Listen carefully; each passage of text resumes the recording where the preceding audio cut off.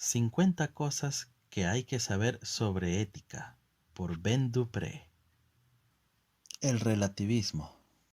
¿Está la belleza en el ojo del que mira?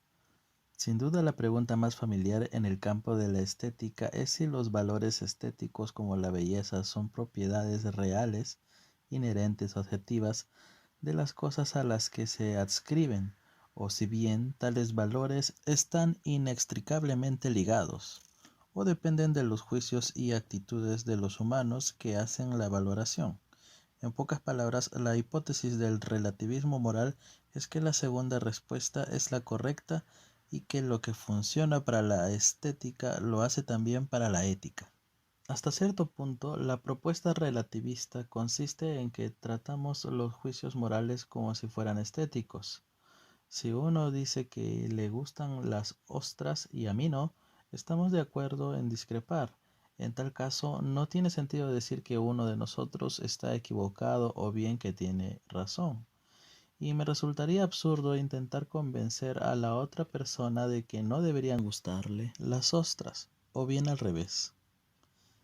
Del mismo modo, argumenta el relativista, si un grupo social o comunidad particular aprueba, por ejemplo, el infanticidio, no se puede decir que se equivoquen, porque para ellos están moralmente bien, y no sería adecuado que los demás los criticaran o intentaran convencerles de cambiar de opinión, porque no hay una postura neutral desde la que se pueda hacer. Según esta perspectiva, no hay verdad moral o principio o creencia moral que sea realmente correcta o errónea. Solo se puede considerar así desde la perspectiva de una cultura particular, sociedad o periodo histórico. La costumbre reina. Una de las atracciones obvias del relativismo es que encaja bien con la gran diversidad de creencias morales que existen hoy en día y han existido en diferentes tiempos y lugares en el pasado. Este asunto ha aparecido en la historia desde muy temprano. El historiador griego Heródoto, que escribió en el siglo V a.C., cuenta la historia de un gran grupo de griegos en la corte de Darío, rey de Persia, que se horrorizaron por la sugerencia de que deberían comer los cuerpos muertos de sus padres. Entonces se encuentran con los miembros de la tribu de los calatianos, que seguían esa práctica y a quienes les disgustaba de igual modo la costumbre de los griegos de incinerar a sus muertos. Conscientemente de que la moral es básicamente una cuestión de convención, el historiador entonces cita con aprobación las palabras del poeta Píndaro: la costumbre reina sobre todo. ¿Qué es la moral en algún tiempo o lugar indeterminado?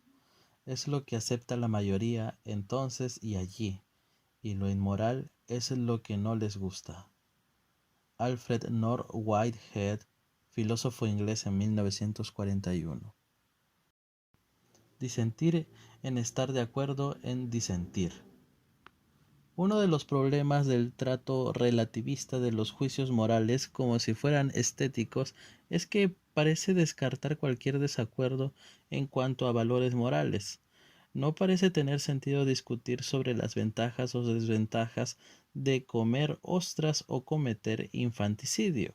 No obstante, en realidad, nuestras vidas rebosan de este tipo de discusiones y debates. A menudo tomamos posiciones fuertes respecto a asuntos éticos, como el aborto y la pena capital, individualmente o como sociedad, y a menudo cambiamos de ideas con el tiempo. Un relativista empedernido replicaría no solo que diferentes cosas pueden parecer correctas a diferentes personas, sino que las mismas cosas pueden ser correctas o erróneas para las mismas personas dependiendo del momento. ¿De verdad puede un relativista vivir con la conclusión de que prácticas como la esclavitud o la quema de herejes están mal ahora, pero estaban bien en el pasado porque las culturas anteriores así lo afirmaban? Los defensores del relativismo a veces intentan dar la vuelta a esos fallos para llevarse a su terreno aspectos de nuestras vidas morales. Tal vez argumentan: no deberíamos juzgar tan duramente a otras culturas, deberíamos ser más tolerantes. abiertos de mente y sensibles a otras costumbres y prácticas. En resumen, deberíamos vivir y dejar vivir, solo que esto no funciona, puesto que únicamente la persona no relativista y supuestamente no tolerante puede aceptar la tolerancia y la sensibilidad cultural como virtudes que todos deberíamos abrazar. Desde la perspectiva relativista, por supuesto, la tolerancia es solo otro valor con el que las diferentes culturas o sociedades pueden estar de acuerdo o no. La dictadura del relativismo.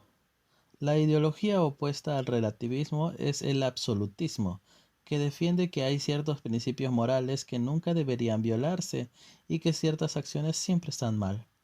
Los absolutistas abundan entre las moralidades religiosas que a su vez se sienten amenazadas por las ideas relativistas. En 2005, poco antes de convertirse en el Papa Benedicto XVI, el cardenal Joseph Ratzinger dio un sermón en el que expresaba su miedo a que la certeza de la fe, que nos abre las puertas a todo lo que es bueno y nos da el conocimiento necesario para distinguir lo cierto de lo falso, estaba intentando ser sustituida por el relativismo, una creencia corrosiva en que cualquier punto de vista es tan bueno como otro, y que por tanto hace imposible llegar a alcanzar la auténtica verdad en ningún tema. Él creía que todo esto daba como resultado una dictadura del relativismo, una tiranía que alentaba a una falsa y anárquica sensación de libertad y precipitaba una caída en el libertinaje moral y especialmente sexual. Si todo vale. A partir de la habitual y extendida opinión de que todo es relativo, a veces se llega a inferir que todo vale, y en décadas recientes esas palabras se han convertido en el eslogan de cierto tipo de libertarismo, que se sitúa contra todo tipo de fuerzas tradicionales o reacciones de la sociedad, la cultura y la religión. Sin embargo, el tipo de incoherencia que aflige el relativista tolerante rápidamente sobrepasa estas versiones más extremas del relativismo. El relativismo radical, por su parte, defiende que cualquier postura moral y de cualquier otro tipo es relativa. Entonces, ¿no deberíamos llegar a concluir que la afirmación de que todo es relativo es relativa también en sí misma? Bien, tiene que serlo para evitar autocontradicciones. Pero si es así, ello implica que mi declaración de que todas las afirmaciones son absolutas es cierta para mí. Así, por ejemplo, los relativistas no pueden decir que siempre está mal criticar las disposiciones culturales de otras sociedades, puesto que para mí puede ser correcto hacerlo. En general, los relativistas no pueden mantener consistentemente la validez de su propia posición. Aceptable con moderación. Los primeros nombres que se asocian al relativismo moral son los sofistas de la Grecia clásica. Los filósofos viajeros y profesores como Trasímaco o Protágoras, que afirmaban, según Platón, que las cosas eran buenas o malas, correctas o incorrectas, justas o injustas, según la convención humana, y no por los hechos naturales.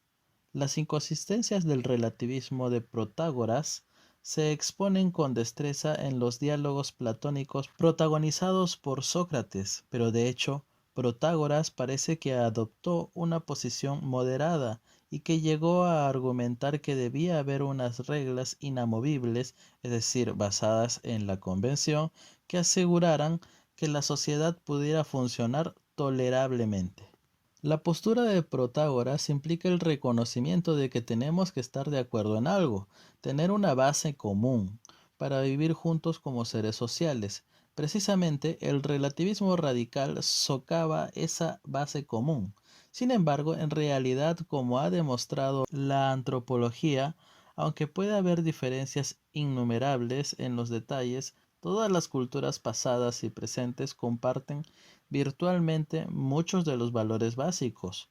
Por ejemplo, hay normas aceptadas contra el asesinato fuera de la ley, sin las que la vida en sociedad sería imposible, y reglas contra la ruptura de promesas, sin las que la cooperación sería imposible.